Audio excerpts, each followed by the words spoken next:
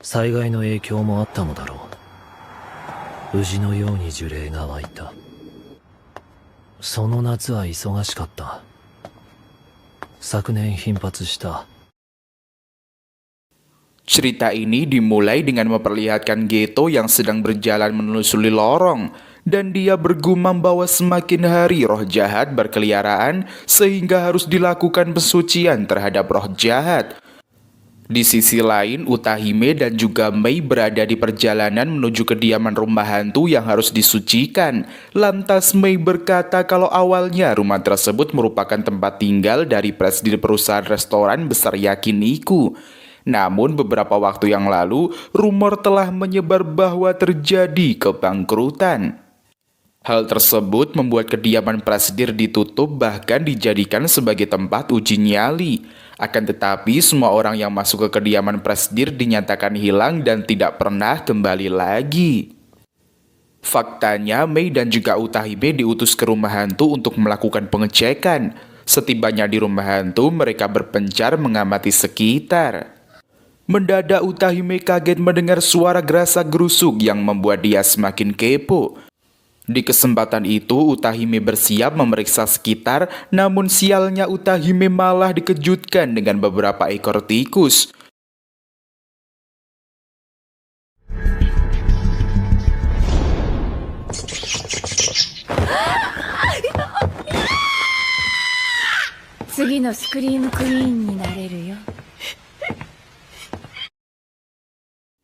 Kemudian Utahime menjadi ketakutan. Dia berusaha kabur mencari titik temu dengan Mei. Akan tetapi Mei tiba-tiba muncul dan membuat Utahime terkejut. Alhasil Mei berkata kalau dia sudah beberapa kali mengitari tempat yang sama dan meninggalkan beberapa jejak. Hal tersebut membuat Mei semakin yakin bahwa mereka sedang berada di perut monster. Sontak Utahime kaget dan dia semakin ketakutan mendengar cerita horor dari Mei. Akhirnya Utahime memutuskan untuk berlari mencari jalan keluar dari rumah hantu itu. Sebab Mei menyuruh Utahime melakukannya agar rasa penasaran Utahime terbalas. Tiba-tiba terjadi guncangan besar dan ternyata Gojo dan kawan-kawan muncul menolong Utahime dan juga Mei agar keluar dari perut monster itu. Lantas Utahime diledekin Gojo dan juga Geto karena kekuatannya yang terlihat seperti orang lemah. Melihat kedatangan Shoko, Utahime menjadi tenang dan dia memeluk Shoko. Alhasil Shoko menenangkan Utahime dan berkata kalau mereka sudah beberapa hari tidak bertemu Utahime. Sementara Gojo dan juga Geto masih setia menjahili Utahime yang ketakutan bahkan setelah berhasil keluar dari perut monster. Kemudian Mei berkata sepertinya mereka masih punya waktu 2 hari lagi untuk melakukan penyelidikan lebih lanjut. Mendengar ucapan Mei, Utahime terharu ternyata Mei masih begitu semangat dalam bertugas. Setelah itu, Mei menanyai keberadaan tabir, sedangkan Gojo dan kawan-kawan terkaget kalau mereka melupakan tabirnya. Selesai berdialog, mereka pun kembali ke sekolah. Langsung saja Gojo dan juga Geto ditemani Shoko menemui Yaga selaku penyihir tingkat 1 sekolah Jujutsu. Di kesempatan itu Yaga bertanya siapa sebenarnya yang menjatuhkan tabir dan kemudian meninggalkan manajer di TKP. Alhasil Yaga menghajar Gojo setelah mengetahui kalau Gojo adalah si pelaku. Selesai dihukum, Gojo dan kawan-kawan pun bermain basket di lapangan olahraga. Gojo mengomel karena baginya kehilangan tabir bukan hal yang berlebihan. Sebab manusia biasa tidak bisa melihat roh terkutuk Jujutsu. Lalu Geto menyahut tentu saja kehilangan tabir adalah hal yang runyam. Faktanya kejadian tabir sangat penting dalam proses kerahasiaan terhadap kemunculan roh terkutuk dari penglihatan manusia biasa. Lalu Gojo mengatakan kalau menolong orang lemah adalah hal yang sangat merepotkan. Lagi-lagi Geto membantah karena orang lemahlah yang perlu dilindungi oleh orang kuat seperti Gojo. Alhasil Geto mencoba membuka pikiran Gojo dan berkata bahwa Jujutsu adalah kekuatan yang digunakan untuk melindungi orang non-Jujutsu. Namun bagi Geto semua itu hanyalah idealisme saja. Dia tidak berpikir demikian. Selesai adu argumen, Geto dan juga Gojo bertemu dengan Pak Yaga sebab mereka akan melakukan sebuah misi. Sontak saja Gojo kaget karena ternyata misinya adalah menghapus jejak kutukan dari wanita bintang plasma Tuan Tengen. Kemudian Gojo berpikir aneh-aneh dan membayangkan soal si wanita plasma bintang. Lalu Pak Yaga masuk ke ruangan untuk menjelaskan kronologi misi dari Tuan Tengen itu. Lantas Yaga menjelaskan Tuan Tengen tidak lagi menjadi manusia. Dia akan naik ke tingkatan yang lebih tinggi melalui evolusi. Lantas Geto berkata, proses tersebut akan membuat Tuan Tengen berubah, bahkan mereka tidak akan bisa mengenalinya. Padahal tanpa kekuatan Tuan Tengen, keamanan sekolah Jujutsu pasti akan menurun. Belum lagi soal perubahannya yang dapat mengakibatkan permusuhan dengan umat manusia itu. Makanya Tuan Tengen perlu bergabung dengan wadah plasma bintang yang cocok, serta menulis ulang informasi genetik. Alhasil, Gojo menjelaskan bahwa tubuh Tuan Tengen yang diperbarui akan berbaur sehingga evolusi tidak akan terjadi. Kemudian Pak Yaga menjelaskan ada dua organisasi yang akan mengacau proses ini. Oleh sebab itu, Geto dan juga Gojo harus berhasil melakukan misi dengan benar. Akan tetapi, apabila mereka gagal, maka umat manusia akan mengalami kehancuran. Setelahnya, Gojo dan juga Geto bersiap pergi ke gedung hotel. Geto pergi mencari wajah plasma bintang kecil, sedangkan Gojo berpencar dengan Geto. Masing-masing dari mereka melawan pengacau dari kedua organisasi. Alhasil, Geto berhasil menyelamatkan wanita plasma wadah bintang kecil. Sementara Gojo sedang bertarung dengan perwakilan organisasi pengacau. Di sisi lain, Touji telah mendapatkan misi. Dia bersedia menangkap wadah plasma bintang kecil dan kembali beraksi seperti dulu lagi. Scene selanjutnya berada di lokasi pertandingan kapal selam. Tampak Touji sedang melihat gacoan yang telah dipilihnya. Dia merasa taruhan tersebut dapat dijadikan sebagai pemasukan. Tak lama kemudian Atsuya muncul dan berkata bahwa Touji terlihat seperti pengangguran. Lantas Touji kesal Atsuya selalu mengomentari kehidupan santainya yang sedang dijalani Touji. Lalu Atsuya mengatakan sebaiknya Touji memikirkan cara menangkap plasma bintang itu, bukan malah melihat perlombaan kapal selam. Sebelum pergi, Atsuya menanyakan kabar Megumin, anak dari Touji. Namun Touji malah menjawab kalau dia tidak mengenal Megumi karena sudah berubah identitas. Alhasil Atsuya pun pergi karena dia malas mendengar ocehan konyol dari Touji dan memilih kembali bekerja. Di sisi lain, Geto sedang menyeduh teh hangat. Dia bersantai setelah selesai misi melindungi wanita bernama Riko. Sementara Riko belum sadarkan diri dan dia masih bersama dengan Gojo. Sontak saja Gojo kaget karena tiba-tiba Riko terbangun dan menghajar Gojo. Hal itu membuat Riko kesal, mengapa dia bersama pria asing dan juga mencurigai bahwa keduanya adalah salah satu dari anggota organisasi yang ingin menculik Riko. Kemudian Kuroi selaku pelayan sekaligus pengasuh Riko muncul. Dia menunggangi hewan milik Geto. Alhasil Kuroi berkata bahwa Gojo dan juga Geto merupakan orang yang telah menyelamatkan Riko dan mereka juga bukan anggota organisasi. Lantas Geto menjelaskan tentang kekuatannya yaitu manipulasi roh terkutuk. Geto bisa mengendalikan roh terkutuk yang diserapnya. Di kesempatan itu Riko mengatakan dengan lantang bahwa dia merupakan Tuan Tengen dan Tuan Tengen adalah dirinya. Riko menjelaskan penggabungan tersebut akan membuat dia berubah sebagai Tuan Tengen. Sehingga Riko berkata semuanya tetap berada pada dirinya meskipun telah melalui masa penggabungan diri.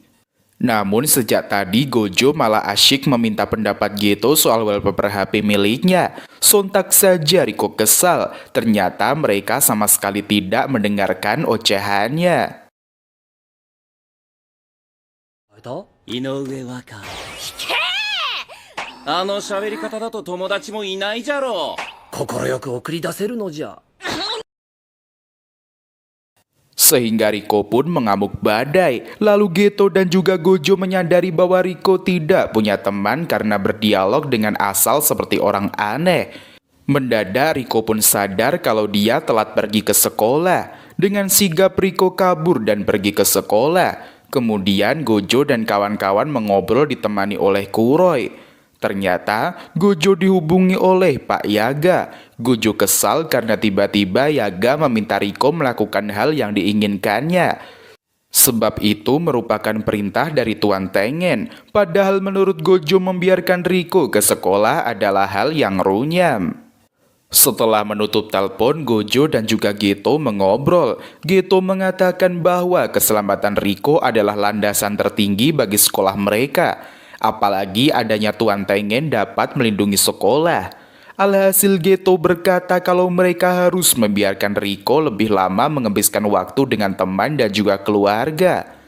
Sebab setelah ini keadaan Riko sudah berbeda dari biasanya. Lalu Kuroi menyahut kalau Riko tidak memiliki keluarga karena kecelakaan saat dia kecil.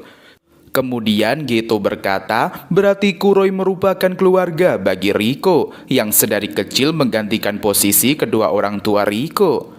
Setelah mendengar ucapan Geto itu, dia pun tersipu malu. Sedangkan Gojo malah meminta Geto mengirimkan perlindungan untuk Riko. Alhasil Geto mengatakan kalau dia tidak memiliki kemampuan seperti Shoko, sehingga mereka harus bergegas menuju Riko. Setibanya di sekolah, mereka bertiga berpencar untuk segera menemukan Riko dan menolongnya. Lantas Geto dikepung oleh para roh terkutuk yang sedang berkompetisi untuk menculik Riko. Sebab jika mereka berhasil membawa kepala Riko selaku plasma bintang kecil akan mendapatkan hadiah uang tunai. Sehingga semua orang berlomba-lomba menjalankan misi demi uang hadiah yang dijanjikan. Alhasil Geto beraksi dengan kekuatan hebatnya. Dia mampu memanipulasi musuh dan menghabisi mereka dengan sangat mudah. Langsung saja Geto membuat ilusi dan melancarkan serangan ke lawan hingga KO. Sedangkan Gojo sudah berhasil menemukan Riko dan membawa Riko segera kabur karena sudah banyak sekali penyusup. Di kesempatan itu, Gojo beraksi menggunakan kekuatan andalannya yaitu kemampuan tanpa batas, sehingga musuh yang mendekat dapat dihentikan oleh Gojo, apalagi dengan kekuatan tanpa batas. Hal tersebut membuat musuh kebingungan karena Gojo sangat mudah membaca serangan dari musuh. Setelahnya, Gojo mengeluarkan serangan ultimatum, sehingga Riko kaget melihat jurus yang tidak difahaminya itu. Sementara itu, di sisi lain, Touji lagi asyik makan takoyaki di kedai sambil menonton acara pertandingan kapal selam. Saat makan, Touji mengangkat telepon dari Atsuya dan mereka membahas tentang plasma bintang.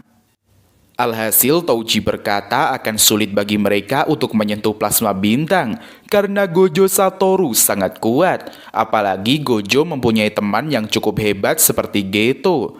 Namun dia yakin bisa membuat Gojo dan kawan-kawan kewalahan atas serangan Lara Kroco yang berdatangan. Ketika beranjak dari kursi, tanpa sengaja Touji menyenggol pelayan hingga terjatuh. Alhasil si bapak ingin marah, namun Touji mengeluarkan tatapan yang membunuh dan membuat pria tersebut ketakutan.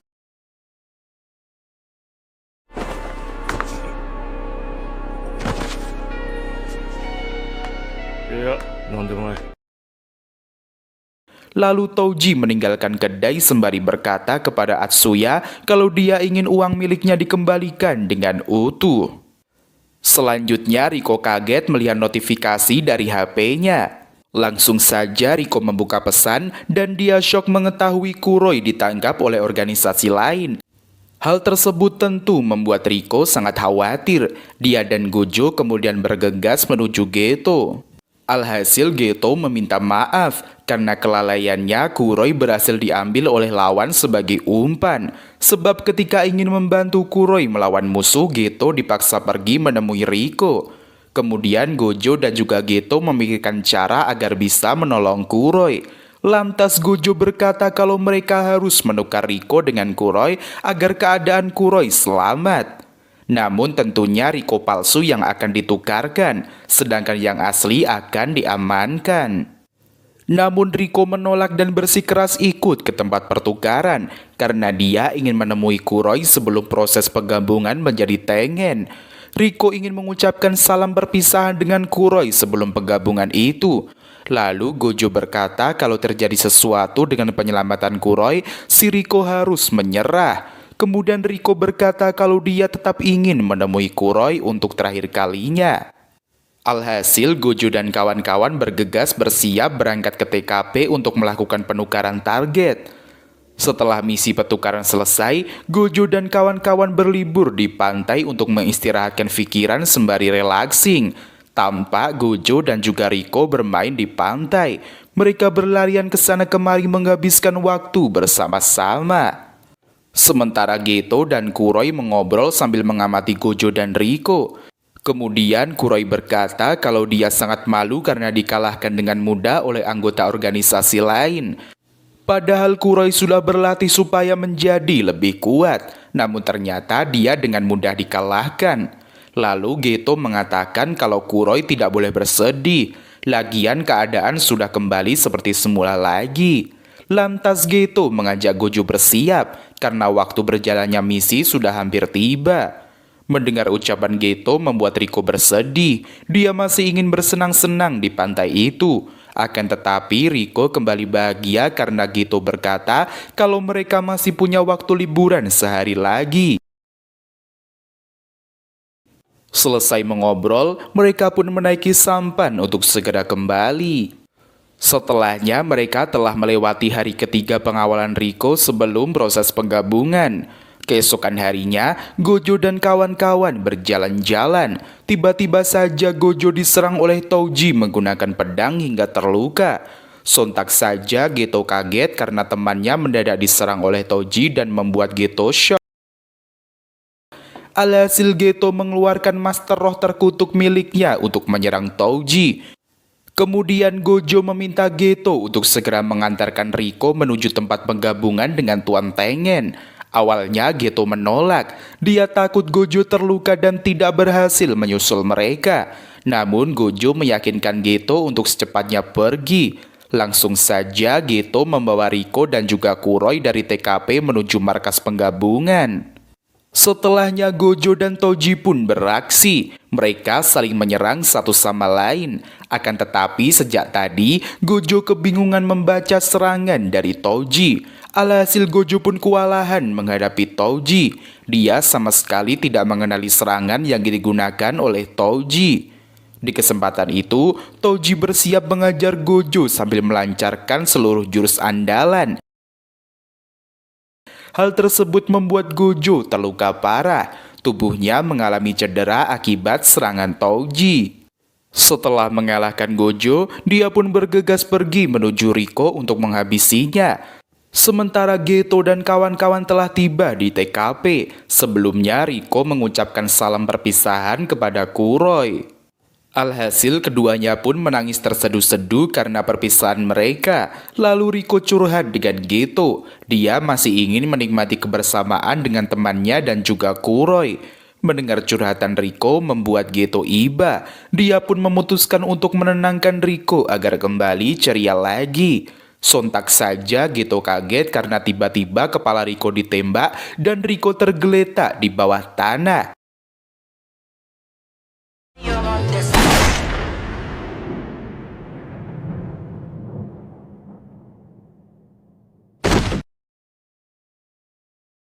Kemudian Geto kebingungan mengapa Touji berada di sana dan bagaimana dengan keadaan Gojo. Langsung saja Touji mengatakan kalau dia telah membunuh Gojo. Mendengar ucapannya Geto menjadi kesal. Dia sangat syok mendengar omongan kosong Touji. Di kesempatan itu Geto mengeluarkan monster roh terkutuk miliknya dan kemudian melancarkan sebuah serangan. Selanjutnya Geto bersiap mengajar Touji karena berani menghabisi temannya. Kemudian Touji menggunakan kekuatan transparan miliknya karena tidak punya kemampuan roh terkutuk. Lantas Touji mengatakan makam bintang dan penyimpanan adalah tempat yang tersembunyi. Namun Touji berkata dia memiliki masalah lain jika membawa senjata terkutuk. Energinya akan mengakibatkan Touji tidak bisa transparan. Di kesempatan itu, Geto beraksi dan menembakkan Touji secara langsung dari tangannya. Sontak saja Geto kaget karena tiba-tiba Touji muncul dari arah lain. Lantas Touji menjelaskan kalau dia bisa memelihara roh terkutuk yang bisa menyimpan senjata. Apalagi Touji juga dapat menyembunyikan senjata terkutuk dan membawanya kemanapun. Hal tersebut membuat energi dari roh terkutuk Touji menjadi tidak transparan lagi, sehingga Touji menyiapkan roh terkutuk dan menyimpannya di dalam tubuhnya sendiri agar berubah menjadi kecil. Lalu dengan begitu, Touji bisa membawa senjata terkutuk keluar masuk dari penghalang.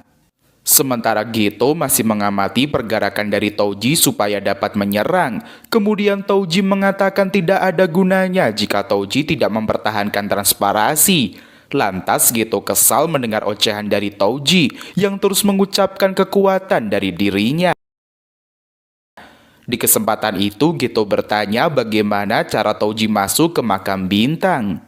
Lalu Touji berkata kalau dia mengetahui lokasi berdasarkan jejak kaki Geto dan kawan-kawan.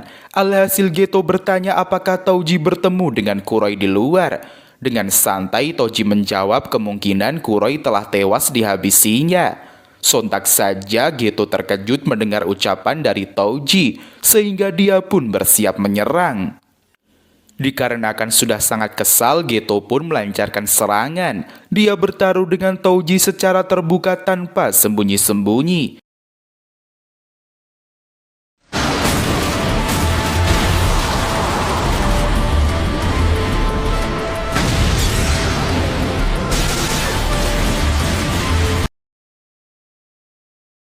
Di kesempatan itu, Geto mengeluarkan jurus andalan roh terkutuk miliknya. Akan tetapi Touji dengan mudah membaca seluruh serangan Geto. Lantas Touji mengajar Geto secara bertubi-tubi hingga KO. Namun Touji yakin Geto tidak mungkin tewas seketika. Pasti sebentar lagi Geto tersadar dan kembali ke bentuk semula.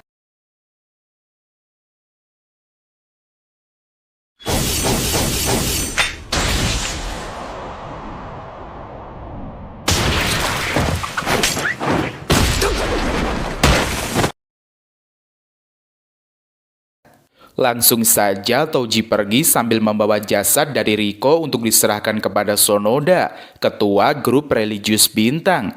Setibanya di sana, Touji sangat senang karena setelah ini mereka akan mendapatkan banyak uang.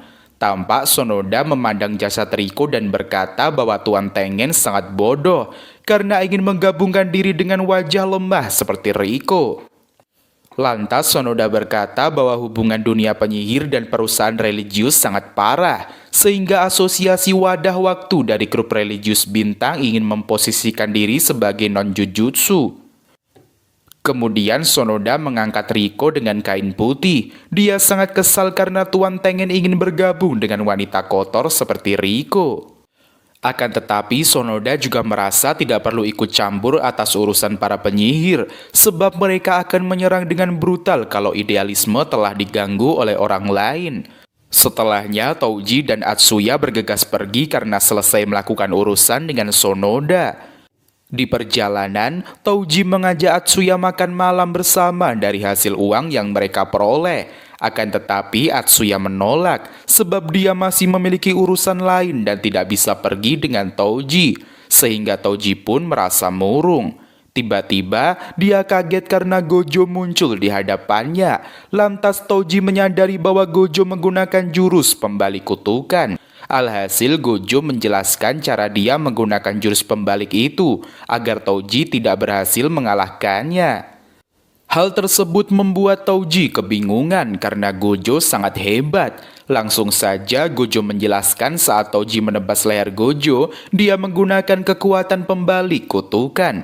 Alhasil semua serangan Touji dihentikan oleh Gojo. Lalu Touji bersiap menyerang Gojo dan berkata bahwa pertarungan mereka belum usai. Sementara Gojo tampak lebih bersemangat. Dari tatapannya mengeluarkan kobaran semangat membara untuk menghabisi Touji. Kemudian Touji bersiap membalas. Mereka pun melakukan pertarungan dengan sangat menegangkan.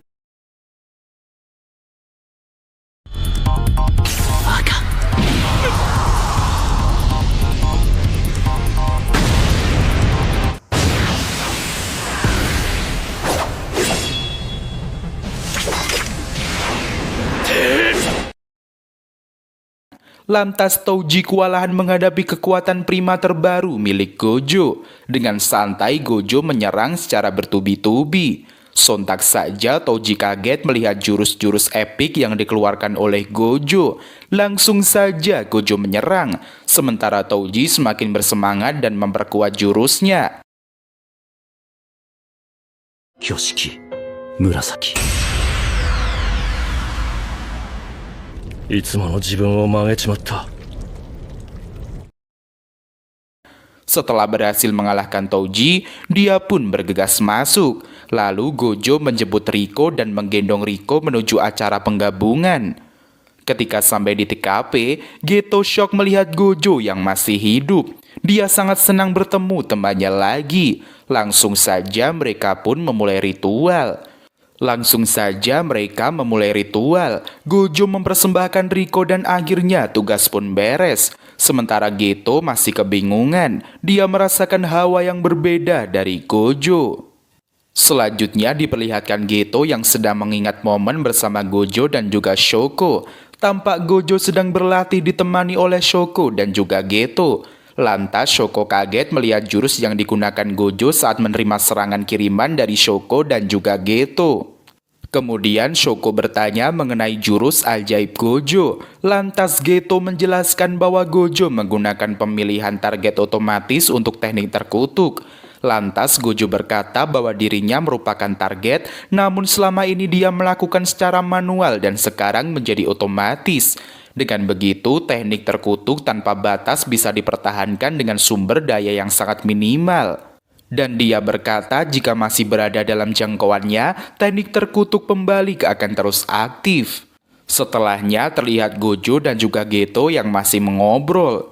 Dan kembali ke masa sekarang, Geto pulang ke rumah untuk membersihkan dirinya. Dia sangat stres menjalani beberapa hari terakhir. Setelah mandi, Geto keluar dan dia duduk di depan mesin minuman bersama Junior Haibara. Lantas Haibara menjawab pertanyaan dari Geto. Dia tidak pernah memikirkan permasalahan terlalu dalam agar tidak stres. Kemudian Haibara mengatakan dengan lantang kalau dia hanya ingin terlihat berguna untuk para senior dan kemudian menyemangati mereka. Tidak lama seorang wanita muncul. Dia terlihat sangat cantik dan tinggi serta berambut kuning.